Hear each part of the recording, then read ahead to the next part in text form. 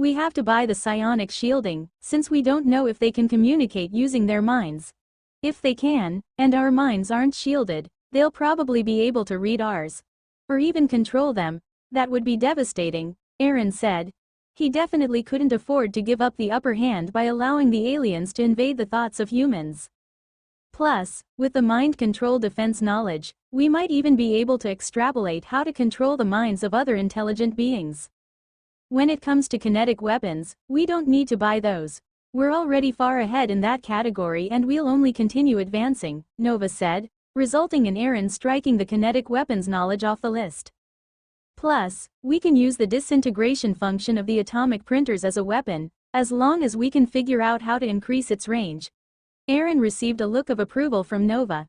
She wasn't capable of creative leaps of logic like that, so it was something she truly appreciated about him. Not only that, but it can also be used in many different ways. It can be used to board enemy ships, as a stealth infiltrator by breaching and dropping surveillance devices, or even as a bioweapon. We just need to strengthen it so it can handle the stress of being fired from a coil gun. By the way, how are the Golden Research Labs doing? We've only used a tiny bit of their results, Aaron asked.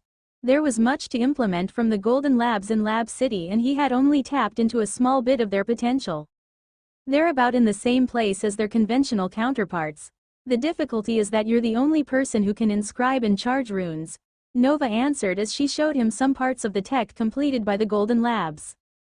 Let's see if there's any tech we can use to help us solve that problem, Aaron said and went on a window shopping spree again.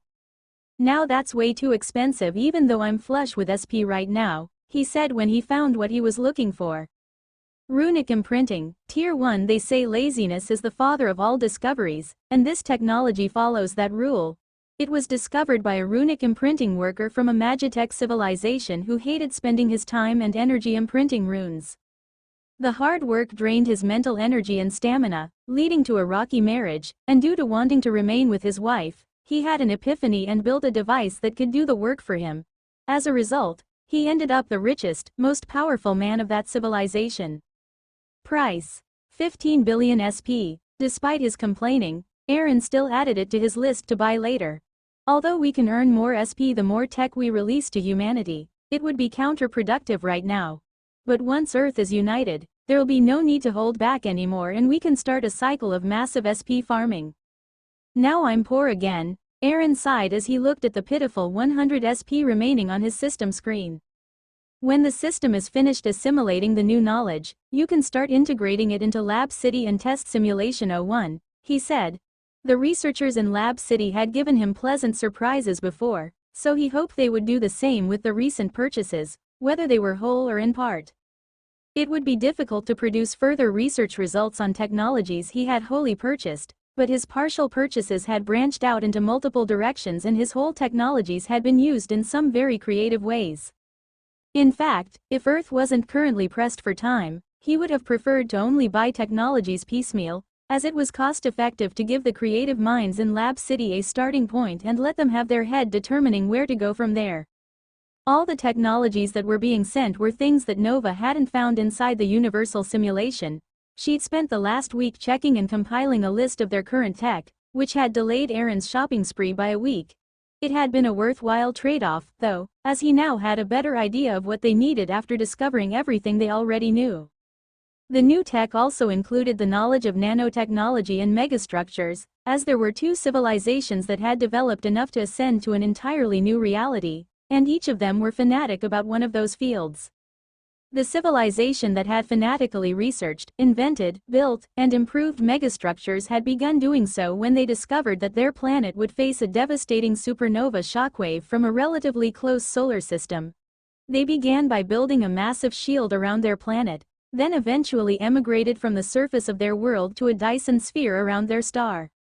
From there, they learned how to harness black holes, and eventually discovered a way to use them to travel to different dimensions and left the material world behind entirely.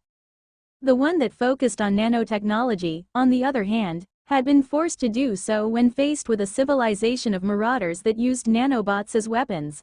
The marauders would launch a gray goo-style apocalypse on planets, or other celestial objects, then harvest them for technology and resources. The civilization that was under attack was already a galactic-scale empire, with multiple planets terraformed and colonized, so they began their evolution with the idea of defending themselves from the terrible planet-killer weapons, only to eventually ended up miniaturizing their entire civilization and moving to the quantum world. Obviously, Aaron couldn't immediately skip to the end and lead humanity's emigration to a higher, or at least new, plane of existence, but he still found it ironic that the planet-bound civilization had focused on building megastructures, while the galaxy-spanning empire focused on shrinking everything down, yet each had reached similar destinations in the end. Still, the system's description of the knowledges had given him a general idea of a successful research path for future development. To each their own, he thought, but at least I'm the beneficiary of their advancements. The system didn't waste any time in integrating the knowledge into Aaron one after another after he confirmed his purchases, but this time, thanks to his latest evolution, he didn't even feel dazed, let alone the freeze he used to feel when he was receiving knowledge assimilation. Plus, the speed at which the knowledge was assimilated into him had greatly increased. It only took 30 minutes for the system to impart all of the knowledge he had just bought from its shop. Based on how fast our moles are getting removed by Ukraine's intelligence agency, there's no doubt in my mind that they're receiving strong support from another agency. The likeliest suspects are from the Chinese Ministry of State Security, since they had a cooperation with them, but that was probably severed after the UNSC vote. So now I suspect the British MI6, American CIA, Israeli Mossad, or even the Egyptian GIS. We can't rule anyone out at this point, but Vladimir paused to heighten the tension in the briefing room and let the others come to their own conclusions. Seeing that his fellows had each settled on a suspect, he continued, if this situation continues, our military operations will need to begin much earlier than previously planned.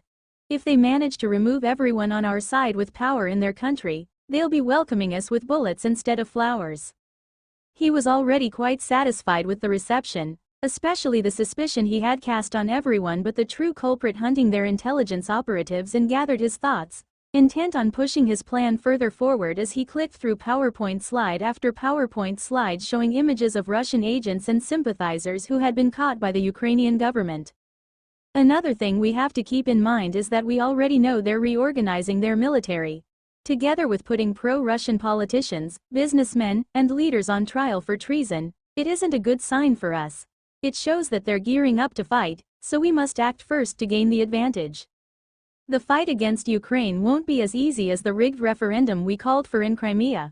That was a plan that could only have ever worked a single time, but they're probably certain we'll be trying something similar there. So if we act now, we can catch them while they're still in the chaos of reorganizing their military. The next few slides detailed the ongoing reorganization along with all the Western forces supporting it. Any questions? He finished as the PowerPoint came to an end and the lights in the briefing room came up. Why do you think the other forces are supporting them? Putin asked. Despite knowing the answer, he considered this briefing as Vladimir's final evaluation, and it would determine whether the spy is worthy of real power and raising as a potential successor, or if he was just one of the many who thought themselves as geniuses while they were nothing of the sort. Getting allies closer to Russia means they have a shield and sword. By bringing people onto their side, they effectively cut off our maneuvering and leave us only one area we can send troops at them through. But the opposite isn't true, because the Ukrainian allies in Eastern Europe will certainly allow their passage, letting them strike at any point along our border. Thus, we would be forced to limit the number of troops we can use because we would have to guard our borders, while the Ukrainian defenders can concentrate their defense along a comparatively small area. That was the likeliest plan and reasoning behind it, according to Nix. They had given him a detailed briefing after he informed them that he would soon be presenting the situation to his leaders. A thin smile formed on Putin's face. He was extremely satisfied with the operative standing before him and the hard work he had done on behalf of Mother Russia. Good, he said. We'll move up the military operation to 8 months from now. You will be on the planning team. Any objections? I would be honored, Vladimir said, trying to hide the happiness he was feeling at the moment, but in a subtly bad way so that those in the room thought he was easy to read. 5, 4, 3, 2, 1, liftoff. A massive rocket took off and pierced through the cloud cover that was still shielding Avalon Island from overhead observation. There goes our first middle finger toward the sanctions, Alexander said as he watched the first of 10 rocket launches that were scheduled to take place over the next 2 days. They had attempted to follow the accepted procedure as defined by the ITU, but had been met with delays, denials, and disdain. It was obvious that, so long as Eden was under UN sanctions, no orbital slots would be awarded to them. We don't have time to deal with their incompetence right now. We're up against a deadline, Aaron sneered. He looked at his friend, who seemed to have aged a few years over the past couple of days. By the way, how did you find them? They're still outside visual range and will be for a few years yet, Alexander asked. Oh, that? It was quite easy. Aaron began. Mana, or dark matter, as people call it, exists everywhere in the universe. It's everywhere, in the depths of space, the hearts of stars, and even lingering between the cells of living organisms. As well as within them, I suppose. For the purposes of this discussion, you can consider the universe like a bowl filled with marbles. All we had to do was poke one marble and record the changes that happened in all the marbles connected to it. The moment you poke one, they all move. But mana isn't equally distributed through the universe, so those marbles can be big or they can be small. The bigger marbles represent areas with higher concentrations of mana, which tends to correlate with the mass of an object. And the bigger the marble, the easier it is to see, Aaron continued, then paused to let Alexander's mind catch up to the new disturbing reality he found himself in. So, the new satellites we're launching are specifically designed to detect mana with a higher resolution. It's almost like upgrading from an old daguerreotype camera to an 8K DSLR camera, and will give us a much more detailed image of our approaching guest. Once we have that, we can make and adjust our plans from there. When the rocket broke through the clouds, it was caught by all the surveillance satellites that were keeping an eye on Eden. If it weren't for the rocket being too big to be considered a missile, its size rivaled the Saturn V rocket that sent astronauts to the moon, the observers would have thought that Eden was attacking them. After all, they hadn't made any announcements before launching the rocket after having been denied permission by the ITU. Although many countries used their diplomatic channels to complain about the launch, Eden maintained that the rocket never violated any nation's airspace before entering space, so there was no need for them to inform anyone. They also took the opportunity to inform those nations that there would be more than a few launches in the following days, so they shouldn't complain that they hadn't been informed in advance again. As for the question of what was inside the rocket, Eden answered with a blistering retort.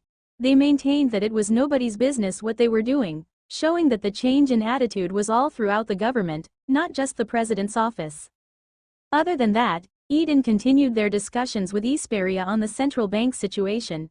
It was still in the negotiation stage as they fine-tuned their agreement, hashing out what powers the central bank would have compared to the monetary policies that their individual governments could implement in case of inflation and much more.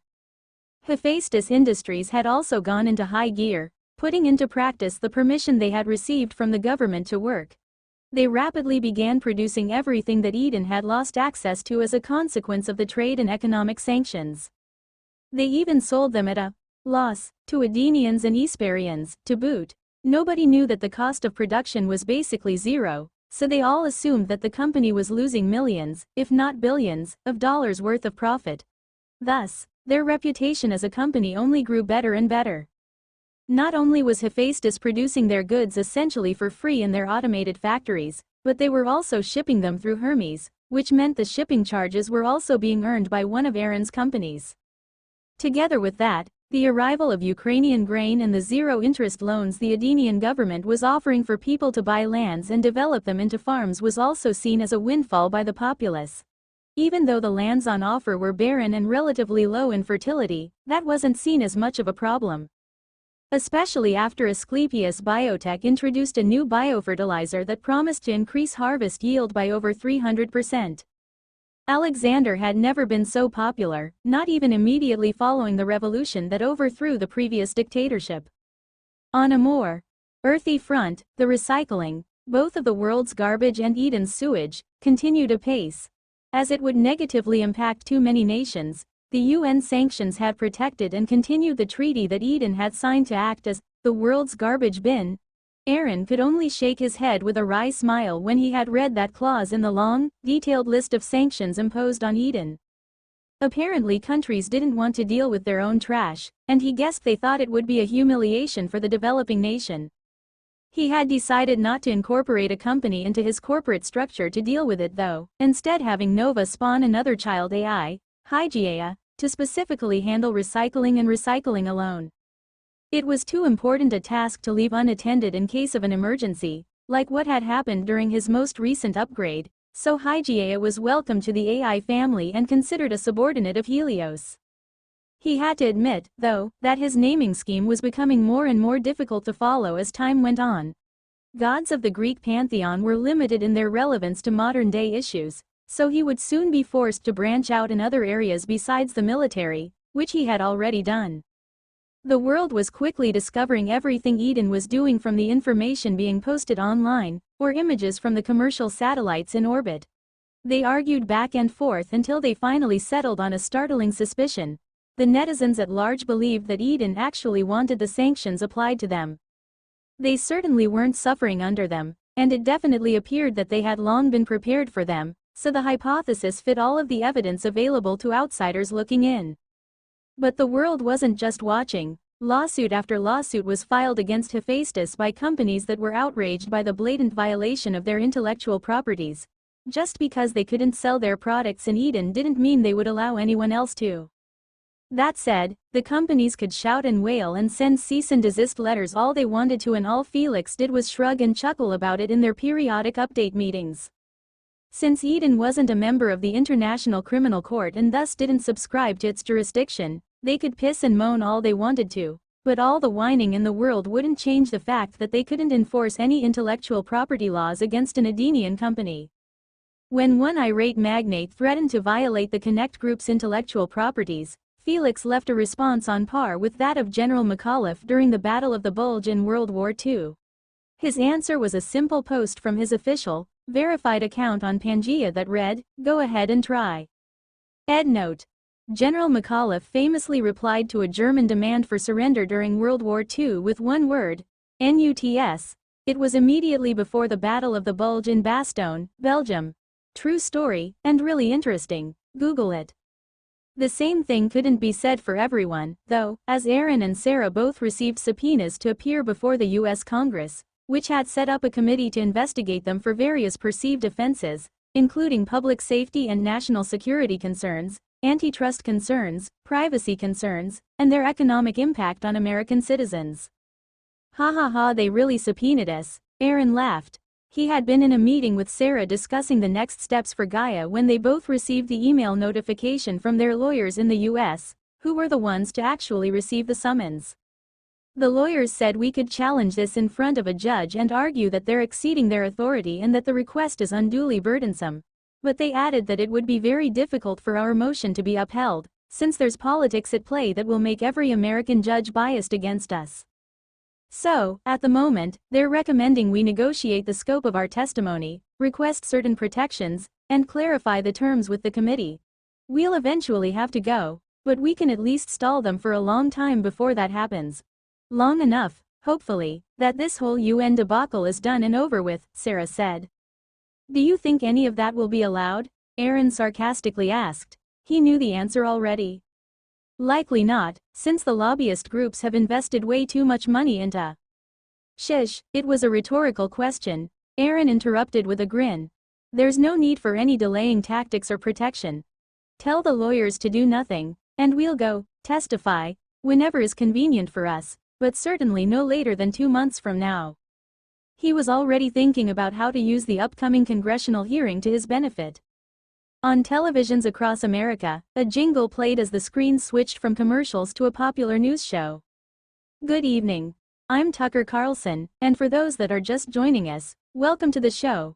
With us tonight is Wilbur Ross, the Secretary of Commerce in President Trump's cabinet, to discuss the harm that Eden and their state company, Hephaestus Industries and Manufacturing, are doing to our country. Are we just going to watch as they continue causing harm to our citizens and democracy? You mentioned the harm they're causing us, and I couldn't agree more. From the moment they began breaking international law and violating intellectual property rights on a broad scale to now, American companies have lost almost $150 billion. And that number will only grow the longer we allow them to continue breaking the law. Wilbur Ross had been briefed by the Office of Public and Media Affairs and knew what he was supposed to say. Tucker Carlson, on the other hand, had been briefed by the Morgan family and knew what he was supposed to ask. The two were putting on a stage play in order to demonize Eden and begin raising public support for the eventual shooting war that would break out between the two countries. Also with us tonight is our own Tamara Holder, our legal analyst and host of the show, Sports Court, which you can watch now on our website. Tamara, what do you think of the issue? Tucker interjected. Tamara Holder was his favorite punching bag and the network's current mascot. She was what he considered a classic bleeding heart liberal, and he always enjoyed cutting her arguments down. Don't you think they're justified in their response when we unilaterally decided their guilt and are punishing them for it? This country was founded on the principle of innocent until proven guilty, but just because they're poor, they're automatically guilty, Tamara fired back. She was a criminal defense and civil rights attorney, so what the US was doing to Eden had struck her as very, very wrong. Are you sure you want to take their side like that? Do you think we implemented these sanctions because we enjoy them? The Secretary of Commerce asked in retort. Yes. Secretary Ross was taken aback for a moment and his mind went blank, but then he wrenched his thoughts back on track and continued with the arranged script, casting a glare at the young attorney across the table from him. No, you have to keep in mind that the sanctions were only implemented as a result of them denying UN inspectors free access to what the investigators need to prove Eden's innocence and completely clear them. Instead of acting like an innocent party, they're acting like they have something to hide. What could a little country like them be afraid of? What are they hiding? They're acting guilty. But sanctions don't work. We've seen it in North Korea, Iran, Cuba, and even Syria. So all we're doing is punishing them and preventing them from joining the rest of the world and contributing to all of humanity, Tamara began. I have to remind you, Ms. Holder, that the sanctions aren't just being imposed by us, but by the entire UN, Secretary Ross interrupted. Before you accuse us of violating our principles, you should take into account that they've already been tried before a jury of their peers, the United Nations Security Council, and been found guilty. The people on the show continued arguing back and forth with occasional interference from Tucker to make the argument as wide as possible, even blatantly accusing Eden of possessing WMDs. They're doing very well, George said as he watched the show from the comfort of his father's study along with his father. But the speed the administration's moving at is too slow. If they don't hurry up, we won't be able to make a move until next year, he added, looking at his father to see what he thought of the timeline. Do you know how many years it took for us to make the American citizens see the invasion of Saddam's regime as something that needed to be done? Aubrey asked instead of answering his son's question. About a decade, I think, from the moment his usefulness to us ended, George answered. Correct. So this plan taking only a year can be said to be 10 times more efficient compared to the Saddam matter, but there are a few major contributors to that efficiency. Aubrey paused for a moment, then continued, the first is the internet. With everyone on it, it's a great tool to manipulate public opinion. And the second is Eden's ridiculous response, which is making it almost too easy for us to paint them as a rogue nation that we have to deal with to maintain peace. I knew that we needed a reason before we do anything so that the public doesn't have a negative reaction. But why do we have to waste so much time painting them as the bad guys when we could just fabricate an attack on us as a justification? George asked. Why do you think we haven't attacked North Korea when everyone already thinks of them as enemy number one? Aubrey asked. Because they have nukes, George answered, tilting his head. No, it's because they haven't attacked us yet. They only rattle their sabers until just before we attack, then they stop. They only want attention, he answered, then continued in more detail. America always fights from the moral high ground. Before we participated in World War II, Pearl Harbor had to happen. The same could be said for 9/11. Although unlike Pearl Harbor, the 9/11 attacks were unexpected. Still, it was justification enough to immediately mobilize our forces despite them being unprepared to fight a protracted war in the mountains. But in both cases, the attacks were just the final piece of the puzzle that allowed the entire country to fully rally behind the idea of war. Without them, there'd be no way for us to justify the horrors of war. So even after all of this preparation, we need them to attack us first.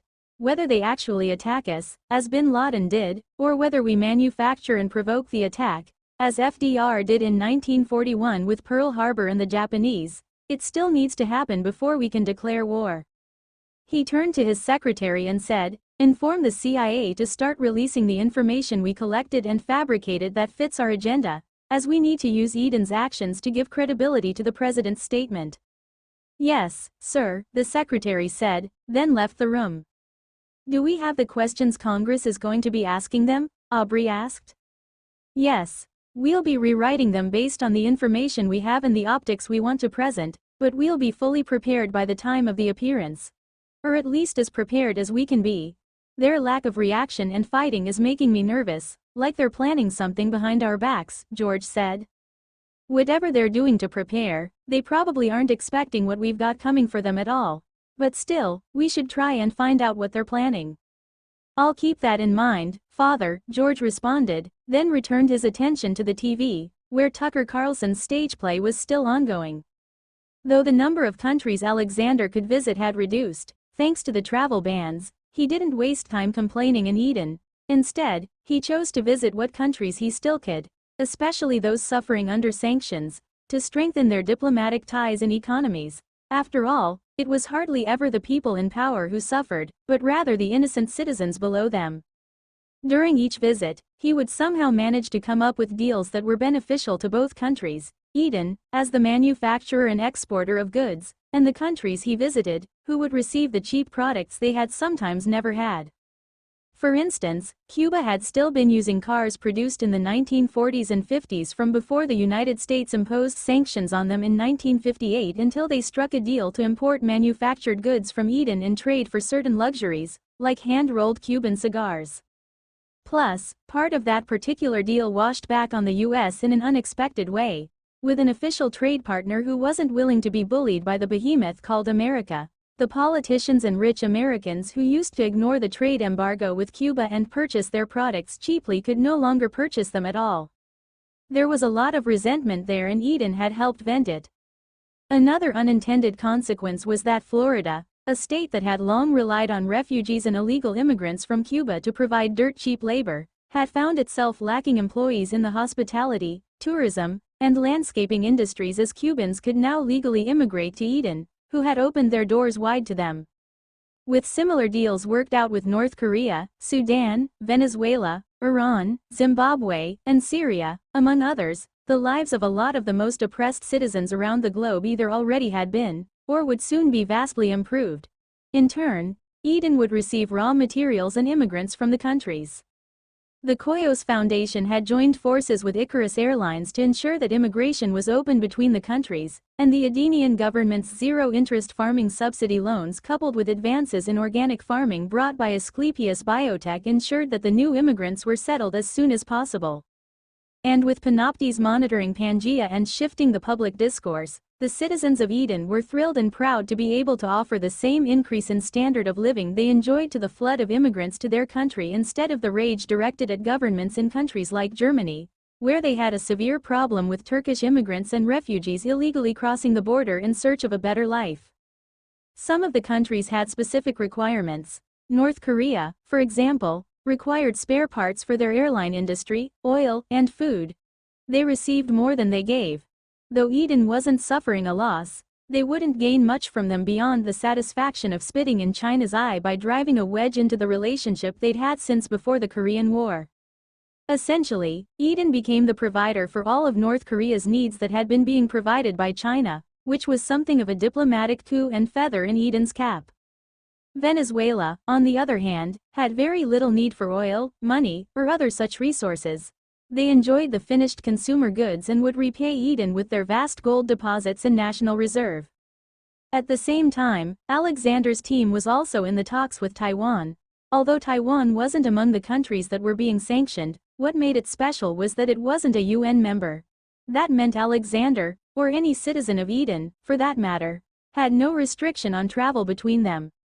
Among their talks and discussions before the meeting, they included the possibility of signing an acknowledgement recognizing Taiwan as its own country and not a part of China. While Alexander's team was in preliminary negotiations with Taiwan, Sarah was having a meeting with the co-CEOs of Taiwan's Semiconductor Manufacturing Company, TSMC, Doctors Mark Liu and Cece Wei, who were visiting Eden. After a 2-day-long meeting, they signed an agreement between TSMC and Gaia to sell Taiwan a photolithography machine capable of a 3 nm process. That would be a very lucrative deal for them, as at the moment, they had only recently received 7 nm photolithography machines from ASML. And although they had yet to see Gaia's machines at work, they weren't worried. They knew it was a reliable company, and their Z and Q chips were also manufactured with a 3 nm process. The delivery of the first 3 nm photolithography machines was scheduled for the day of Alexander's upcoming visit to Taiwan, which would be 3 months later. We suspect Eden is attempting to leverage their industry to access WMD technologies from the countries we have under sanctions. It's the most likely reason for all of Romero's recent visits, Mike Pompeo, the director of the CIA, reported as part of Trump's daily briefing. I thought we were just using the threat of finding WMDs to pressure them, but you're telling me they're really building a nuclear program? Trump asked with some surprise, as it wasn't something that he was expecting at all. Unfortunately, yes. We have 2 theories at the moment. First, it was our accusation of them possessing WMDs that gave them the idea to acquire them, much like North Korea did. And second, they had already been working on it in secret, but our accusation forced them to expedite their plans and stop hiding their development program entirely, Mike said. The second theory makes more sense. From the beginning, all of their actions have been aimed at maintaining their neutral stance in global politics, and being a nuclear power would basically give them a shield, kind of like our mutually assured destruction plan from the 60s, General Mattis, the Secretary of Defense elaborated. So, what are we supposed to do? The UN sanctions seem to have just made them stronger, Trump asked. How about we schedule exercises near Eden in the Pacific? We can retask the U.S. Carl Vinson carrier group and send them down from the South China Sea, or wait until they're free after their demonstrations to China and North Korea, Reince Priebus suggested. We can do that. The carrier group is already scheduled for a routine patrol in the Western Pacific, so all we'd have to do is add another exercise to their patrol and increase the scale, General Mattis mused. Do that, but we should also increase the DEFCON level to DEFCON 4, Trump ordered. This increase in DEFCON level will allow for increased intelligence watch and strengthened security measures. How about we entice the nations Eden just visited by dangling the chance that we'll unfreeze some of their assets in return for breaking their treaties with Eden? Rex Tillerson, the U.S. Secretary of State, suggested. How about we increase the sanctions against Eden, too? Another member of the briefing committee suggested. We can assassinate some of their high-level politicians and frame China or Russia for it. That'll cause a dispute with another of the Big Five nations and bring them to our side, Mike Pompeo suggested. Let's negotiate first. Go with the carrot and stick approach, offer to relax the sanctions if they break the treaties they just signed, or crank them up if they refuse. Either way, add a travel ban between them and Eden to keep them from cooperating in the future. The meeting continued from there, moving on from Eden to other important matters. An hour or so later, the meeting wrapped up, and people stood to leave. Mike, stay behind, Trump ordered. The rest left the room to start their work for the day. Had the president required them, they would have been asked to remain. When only the 2 men were left in the room, Trump looked at Pompeo and said, "So about that assassination?" Inside the hall where the Congressional Oversight Committee formed to deal with Gaia would be held. A murmur was humming as the spectators spoke to each other in low voices. Reporters were hauling equipment this way and that, making sure that it was set up and working as they recorded B-roll footage of the audience and special footage of the notable figures in attendance. A few minutes after the C-SPAN live broadcast began, members of the House Committee on Oversight and Reform started taking their seats, the last of them the committee's head Representative Trey Gowdy, a Republican from South Carolina. He had only been the committee head for a few days as a result of the previous head resigning a few weeks before. After taking his seat, he picked up his gavel and rapped it against the sound block placed before him on the table. Bang! Bang! Bang! Good morning to all members of this committee, our esteemed colleagues, the press, the public, and our witnesses from Gaia Technology. I now formally call this hearing of the House Committee on Oversight and Reform to order. The whole room went silent, as the hearing had officially started. We're gathered today to address a range of critical concerns related to Gaia Technology, a company that's undeniably changed the way many Americans live, work, and interact. He gave a short opening statement, listing the things they would be investigating in today's hearing. To our witnesses, Ms. Sarah O'Connor, President of Gaia Technologies, and Mr. Aaron Michael, CEO of Connect Enterprises, the parent corporation of Gaia Technologies, we appreciate your attendance today. We anticipate a constructive dialogue, and we expect forthright and transparent answers to our inquiries. Following his thanks to the witnesses, he finished his opening statement by reminding the committee members to keep their questions to the 5 minutes they would be given, and to keep their questions respectful. With that, I yield to the ranking member, Representative Mark Cummings, for his opening statement. Representative Gowdy gestured to a man sitting to the right of him. In front of him was a name plaque that read, Representative Mark Cummings, DMD. He thanked the chairman and gave his own brief opening statement, covering much of the same information as Representative Gowdy had in his. That was immediately followed by swearing in the witnesses. Aaron and Sarah stood from their chairs, raised their right hands, and took the oath following Representative Gowdy's words, then retook their seats and waited for the first question. Thus, the questioning began. Representative Gowdy said, "Thank you, Representative Cummings. Mr. Michael, Ms. O'Connor, you have the option to provide opening statements. Mr. Michael, would you like to begin?" Aaron adjusted the microphone to align with his mouth and said, "I choose to waive my opening statement and proceed directly to questions." A murmur of surprise swept through the spectators in the room. "Very well. Ms. O'Connor, would you like to provide an opening statement?" "Thank you, Chairman. I also waive my opening statement and am ready for questions." The surprised murmur grew a little louder. Many people used opening statements to pull the representatives and the public watching to their side and show themselves as the underdog, but the people in question today had both directly waived it. Not only that, they were very casual and nonchalant about it, setting a tone for how things would likely proceed. "Thank you both. We'll begin with questions. Representative Jordan, you may begin," Trey said. "Thank you, Mr. Chairman." Representative Jim Jordan, a Republican from Ohio, began. He turned to Sarah and asked, "Can you detail all products and services your company provides?" "We have a game, Bug Zapper, Gaia OS, Pangea, a smartphone line, and computers as our products and services," she answered. "Is your company responsible for the production of the physical devices that you are selling under your company name?" "No, we have a partner that's responsible for manufacturing." "Which company is it, and where is that company located?" Representative Jordan asked, his eyes glinting. "Hephaestus Industries and Manufacturing," Aaron answered. "Is that the same company that's been sanctioned by the U.S. government for the infringement of intellectual properties of American companies?" followed the representative. "Yes." Aaron's answer caused a small commotion to arise in the room. Over the preceding months, they had continuously been hearing about the losses of American companies following Hephaestus being allowed to produce all the sanctioned products in Eden. "Are you saying that you're making the Americans buy products from a company that's causing huge losses in taxes for the American government?" The representative doubled down following Aaron's response. "I don't know how you see it that way, but you're technically correct. But you also have to keep in mind that our production contract with them was done before the Edenian government allowed them to do such a thing," Aaron responded. "Can you give us details about the ownership structure of Hephaestus Industries and Manufacturing? The committee needs to know if you're included in this blatant act of IP theft," Representative Jordan asked. "I'm the sole owner of the company." The entire room was shocked into silence. "Did you just confess to breaking the law by benefiting from other companies' IP without paying any compensation to them for it?" Representative Jordan couldn't believe the man in front of him would be dumb enough to admit to breaking IP law in front of the entire country. "It seems like you've misunderstood my response, Mr. Representative," Aaron began.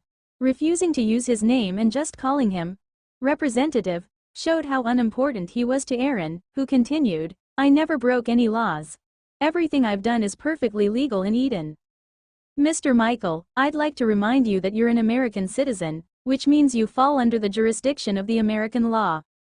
I'd also like to remind you that I'm also an Edenian citizen, meaning their laws apply to me as well," Aaron responded.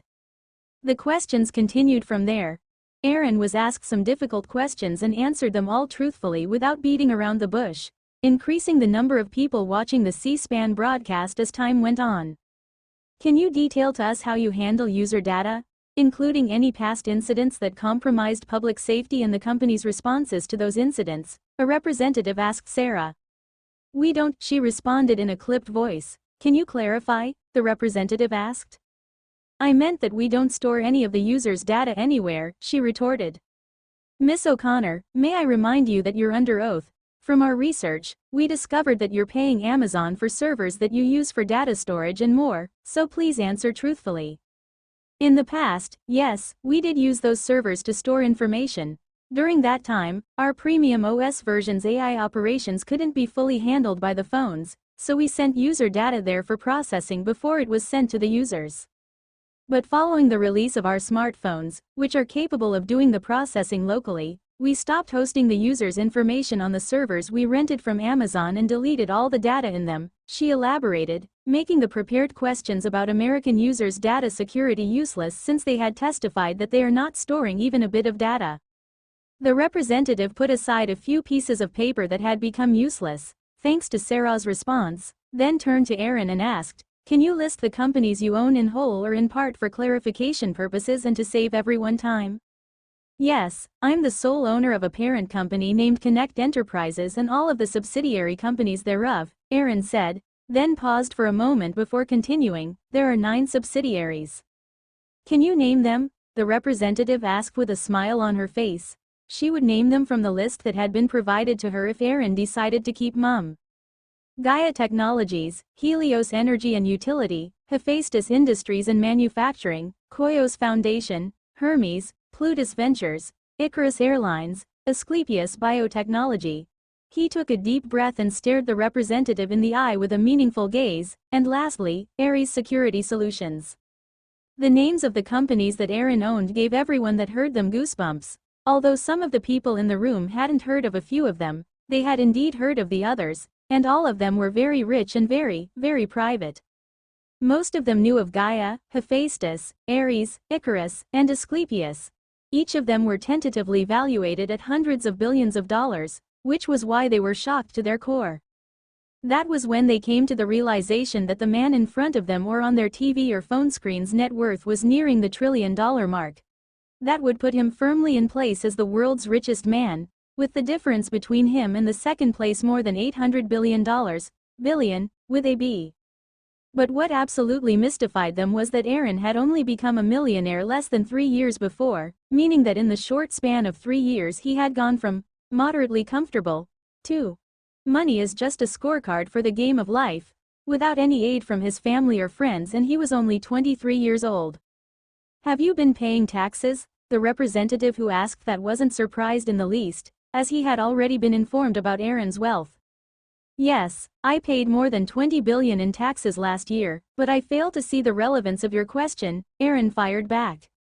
I'm the one asking the questions, Mr. Michael, not you, the representative sneered. Are you aware that your OS has more than 97% of the OS market, which constitutes a monopoly under US law? The same could be said for Google. We're talking about you today, not them. You know that, right? Yes, and the answer to that is because our product is superior to other competitors, and unlike them, we haven't used any tactics to undermine our competitors. The back and forth between Aaron and the representative continued until the representative's allotted time for questions ended. How does your company contribute to research and development initiatives in the US? The next representative asked. Not much, as we have no research institute here, he responded. And why's that? Aren't you a US citizen? Shouldn't you be helping your home country? The representative asked, framing Aaron as unpatriotic. The very first product I produced and released to the public was forcefully taken from me by the US government. So why would I do my research here when the government always wants to steal my work out from under me? How do you respond to claims that your company's practices have led to job losses or wage suppression in the US? The representative moved to the next question without responding to Aaron's question.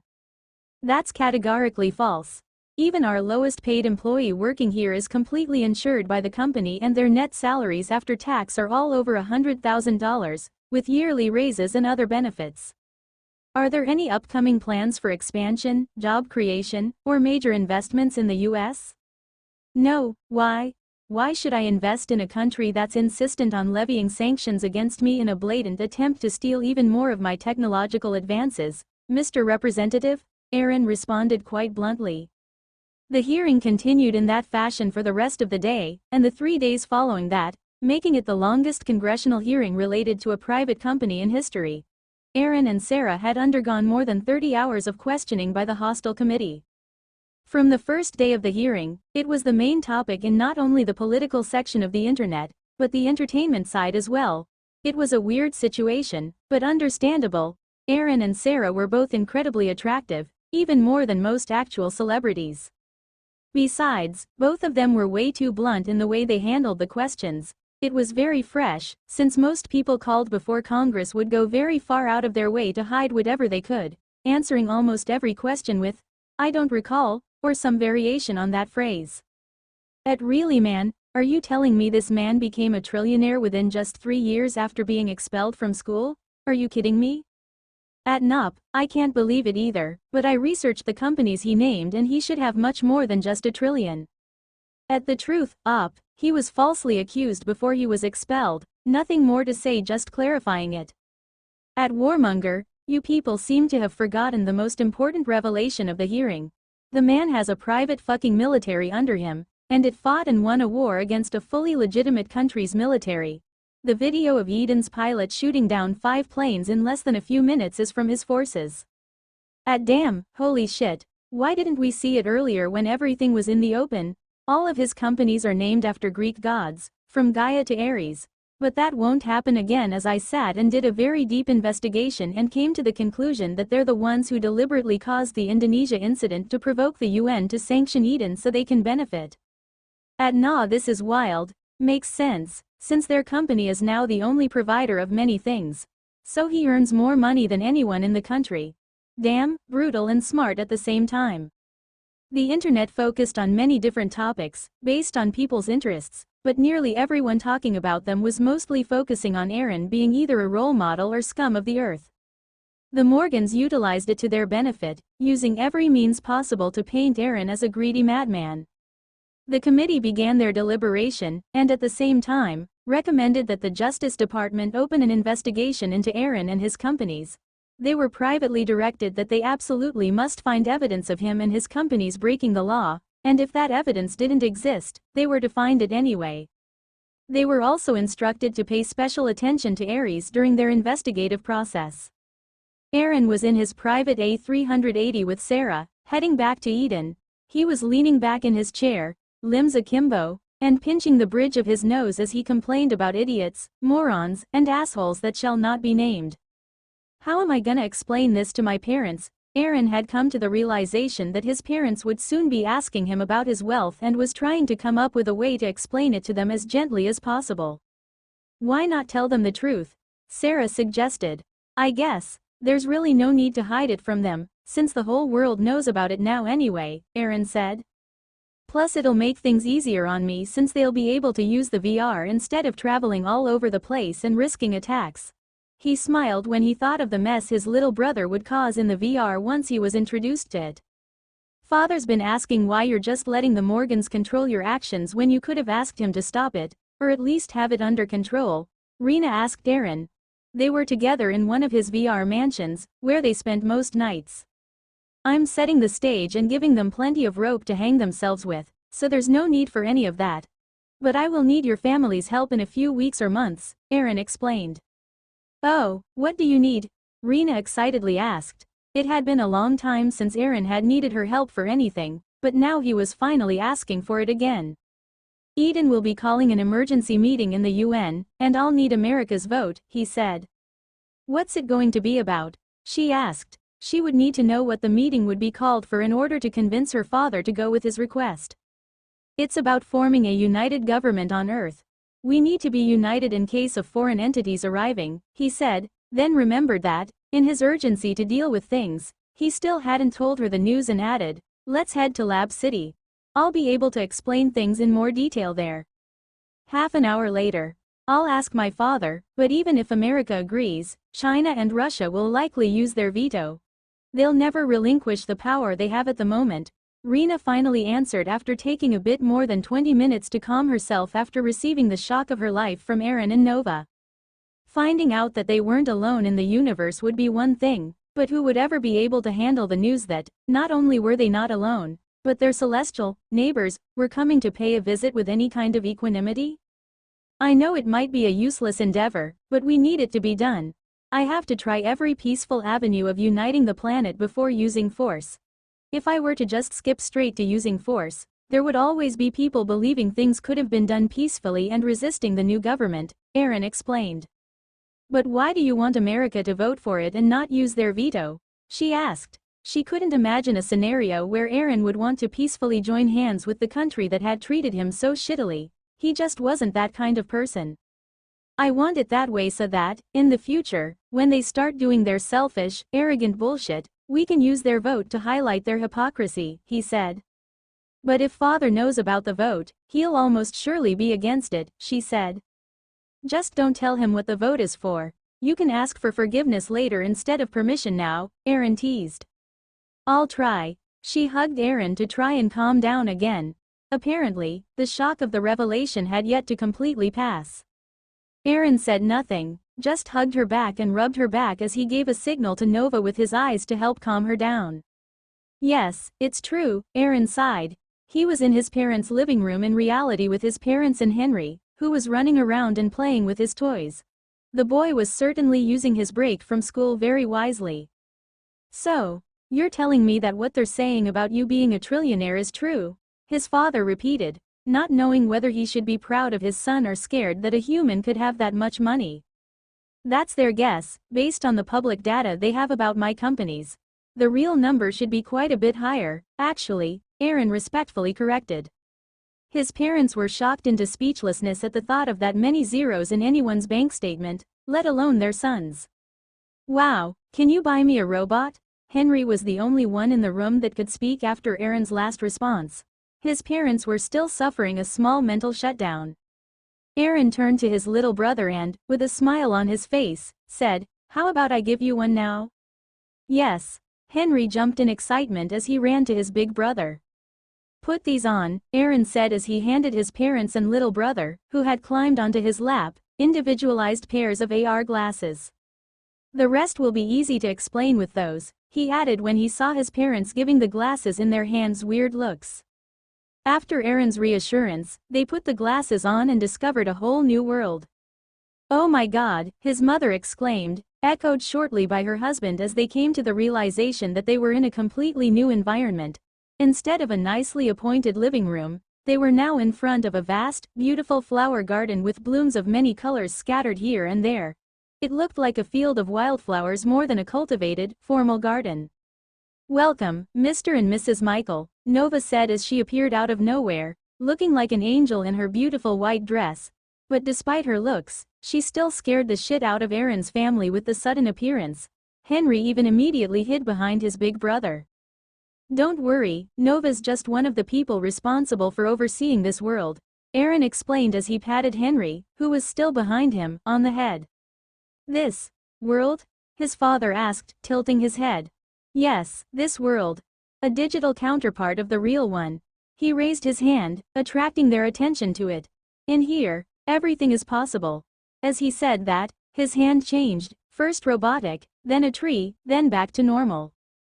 A flower materialized in it, then shortly disappeared and was replaced by a model of Optimus Prime, which he placed on the ground as he said, "Whatever I want can happen here." Moments later, the Optimus Prime model grew. Then its eyes opened and it turned to Aaron and bowed. Aaron nodded to it, and it picked up Henry to go off and play. Aaron turned to his parents with a smile on his face. "This is what my company's been working on." "Mom, Dad, I have a few more people to introduce you to," Aaron said. A tall, upright woman dressed in an Ares uniform appeared. "This is Athena, the woman who manages Ares and trains them." Athena bowed and said, "Nice to meet you, Mr. and Mrs. Michael." A burly, handsome man wearing thick denim pants, boots, and a leather apron appeared. "This is Hephaestus, who helps me with manufacturing all the things made in the automated factories, Aaron said. Hephaestus nodded at the Michaels. A petite, slender figure that seemed cloaked in shadows was the next to appear. This is Nyx. She's the one that helps us investigate things and defends us from most of the underhanded things other people try. Nyx beamed a smile and said, Mr. and Mrs. Michael, I'm so happy to meet you finally. And these are Plutus, Asclepius, Hermes, Icarus, Helios, Koios, and Hygienia. They all help with the companies named after them. Well, all except Hygienia. She helps Asclepius and Helios, but her main duty is waste management. Plutus was a fat, bald man with long earlobes dressed in gaudy robes and enough bling that it should be measured by weight, rather than numbers. Hello, he said with a smile and a friendly wave. Asclepius was a tall, thin middle-aged man wearing a white robe and stethoscope draped around his neck. He nodded toward the Michaels with a grave face. Don't mind him, he's just a very serious person, Aaron chuckled. Hermes was a teenager, wearing a sturdy pair of pants, a t-shirt with the Dave Matthews Band logo on it, and a pair of sandals. He hopped from foot to foot as he gave Aaron's parents a friendly smile and said, Welcome, Mr. and Mrs. Michaels. We've all been looking forward to meeting you. Icarus was a young man in his 20s, dressed in an old-fashioned toga. He smiled and said, Hi, I'm Icarus.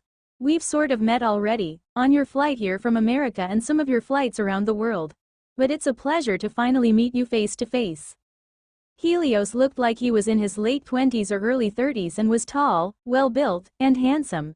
He was dressed in a shining suit of gilded armor and gave Aaron's parents a brilliant smile as he shook their hands. Hello. I'm so happy to meet you as well. There are still a few more, Aaron said to his still speechless parents. There's Panoptes, Aeolus, and Poseidon, but they're a bit shy, so they weren't willing to come out and see you. Panoptes helps out with Pangea and my satellite network, the Panopticon. Aeolus and Poseidon are in charge of the Air Force and Navy, respectively. I'm sure you'll eventually meet them someday. A few minutes passed with Aaron's AI family awkwardly standing behind him and his real family speechlessly staring at the group. Finally, his father recovered and said, Nice. Nice to meet you all. I'm sorry, this is just a bit of a shock. My wife and I were thinking that Aaron had a bit of a lacking social life, but we didn't know he had so many, friends. Don't worry, Mr. Michael. We all love Aaron just as much as you do. You can consider us your grandchildren, actually, Nova said to ease the tension a little. Gee, grandchildren, Aaron's mother, Rose, spluttered. Oh, Nova blushed. Yes, we're all Aaron's children. You see, he created us, well, me, really, then I created my brothers and sisters. We're artificial intelligences, and we've been looking forward to finally meeting you in person for as long as we've been alive. Aaron's parents froze again, and minutes passed. Then an hour passed, and Aaron turned to Nova with a look of confusion on his face and asked, Did we break them, or did we break the simulation? I'm not sure, Nova replied. It was the first time she had encountered this issue and she didn't know how to proceed. Once Aaron's parents recovered, he took his family on a tour of the sim. They visited Lab City, various nebulae in space, and even had the wondrous experience of standing far above the galaxy, where they could gaze down and see the milk of the Milky Way. From there, they wouldn't have been able to see Earth, except for the fact that Nova generously highlighted it, making it much more obvious against the background of space when surrounded by bright stars. The only thing he held back was the incoming visitors. He didn't feel the need to have them worrying and stressing out on his behalf. He also refrained from mentioning anything about his system, mana, or magic in general. After finishing his introduction to and tour of the VR world, Aaron left his parents in one of his mansions and gave them almost unfettered access, second only to his own and on par with the lead researchers in Lab City. Then Nova teleported him to a restricted area. Congratulations, sir, she said with a knowing smile on her face. Yeah, thanks for that. Keep an eye on them so they don't get injured. Don't worry, they're in safe hands. It's almost time for your next meeting, she said. We have finished sorting the evidence of our incoming guests and creating a presentation. Now we're just waiting for your other preparations to be done before we call for an emergency session of the UN Security Council. Ambassador Foster, Eden's representative on the UN General Assembly, announced to Aaron and the rest of the people in the meeting room. Then call for it in 2 weeks. Our preparations are nearly finished, and we already know what the result is going to be. The emergency session is just a formality and a justification in the future. It'll be a footnote in the history books, or at most a chapter, Aaron said, raising goosebumps for a few people in the room over how nonchalantly he was discussing the possibility of kicking off World War III. Then we'll deliver the request for an emergency session right away, Ambassador Foster responded. They continued their discussions, revisiting the evidence that would be shown to the UNSC during the meeting and how they would make it known to the world. The news would be released on Pangaea before the UNSC session, allowing them to put on a front like they were doing their best. A week after the Congressional Oversight Committee hearing, the Department of Justice announced that they were opening an investigation into Aaron for human rights violations, unlawful use of intellectual property, violating sanctions imposed by the U.S. by doing business in Cuba, Syria, North Korea, and Iran, and more. If they took it all the way to trial and he was found guilty, he would receive fines in excess of $100 billion as well as 500 years or more in prison sentences. Not only that, it was in addition to the investigation being directed by the House Oversight Committee in Congress regarding Gaea's monopoly and all the other accusations levied against him as a result of his testimony before the committee. Together with those announcements, the Morgans continued trying to destroy his reputation by paying people to post fabricated evidence against him on social media. What was laughable was that they were also having it posted on Pangaea, with the idea that if he attempted to block it, it would simply justify their accusations and prove them all to be true. But contrary to their expectations, Aaron didn't bother blocking any of it. The posts were all performing very well on Pangaea, or so they thought, as they had no idea that all of the interactions were only with one entity. Panoptes. Panoptes had dedicated a full 3% of his allotted processing power to tricking the Morgans into thinking their plan was going very smoothly. As for the situation on other social media apps, nobody could be bothered to care about those, as everyone in the know knew that all of the hubbub would be forgotten in a week or so. A week later, the Edenian Presidential Office announced a press conference, claiming they would reveal something the entire world would definitely need to know. The announcement attracted attention from much of the world. People were curious about what such big news would be. Especially since most of the world saw Eden as the bad guys, thanks to the constant work of the Morgans, the Chinese, and a few organizations that had joined together after suffering tremendous losses thanks to the Hephaestus IP issue and other movements on behalf of the Edenian government. Thus, speculation ran rampant all over the world. People were talking about it around the water coolers at work, on every social media site, every TV news broadcast on every channel, and it had even been discussed in many back rooms. The powerful people that moved behind the scenes were sure they had won and that Eden was about to capitulate, giving in to their every demand in order to repair their reputation on the global stage, which had sunk even lower than North Korea's had ever fallen. Precisely at 11:58 on the day of the announcement, the press room of the Edenian Palace was filled with reporters from all around the world. Cameras began rolling and live streams began on the internet, but President Romero was yet to take the stage, leaving the viewers eagerly glued to footage of an empty podium with the Edenian presidential seal embossed on the front of it and a single microphone jutting from the top. Not long after that, Alexander entered the room and calmly walked to the podium with a neutral expression on his face.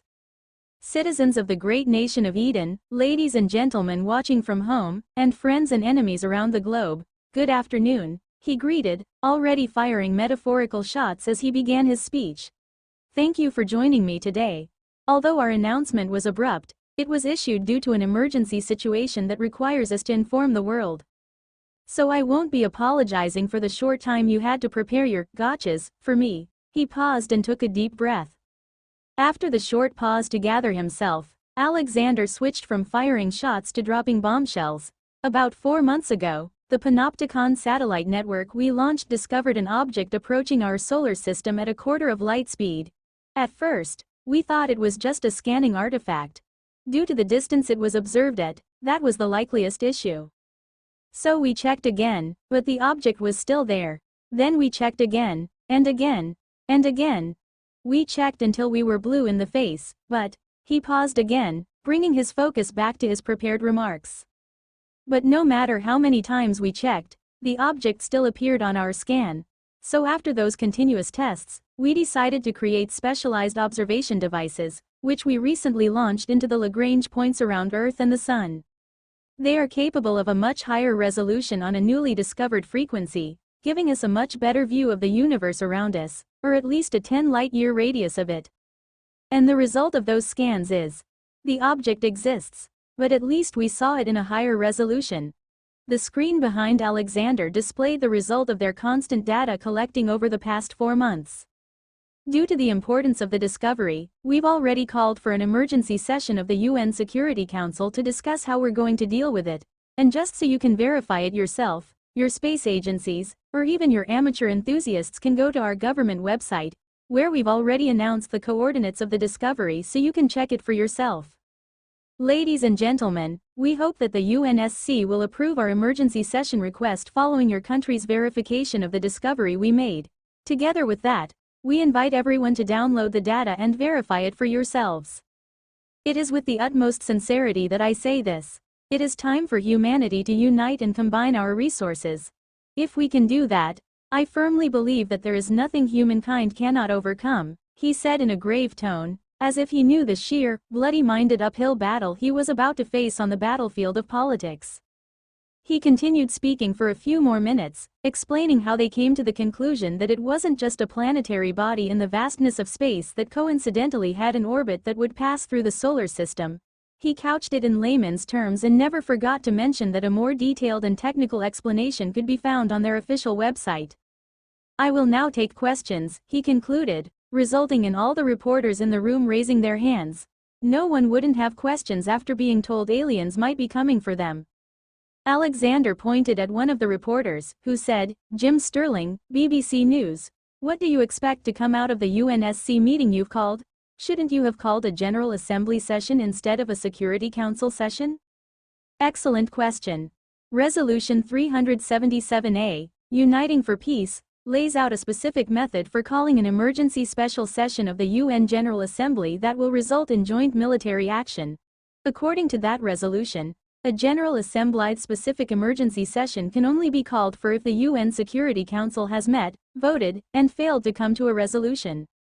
In order for the General Assembly to meet, it requires 7 votes in the UNSC or a majority vote in the General Assembly. So, that being the case, we're moving as quickly as we can to present the issue to the General Assembly. He pointed to the next reporter to ask their questions. Samantha Clark, Associated Press. Why are you telling us this now, instead of later when there aren't so many things happening on the global stage? The next reporter asked. I'm telling you this now because we must assume the worst-case scenario is true. That the object is a crewed, hostile vessel. Letting you know so far in advance is to give everyone time to prepare for its arrival. A collective shudder passed through the reporters in the audience and they went completely silent. Thus, he clarified, it isn't proven that they're hostile, and it'll be even better if they aren't, but it's better to prepare for the worst while remaining optimistic and hoping for the best. Alexander looked directly into the camera. Just in case, he emphasized.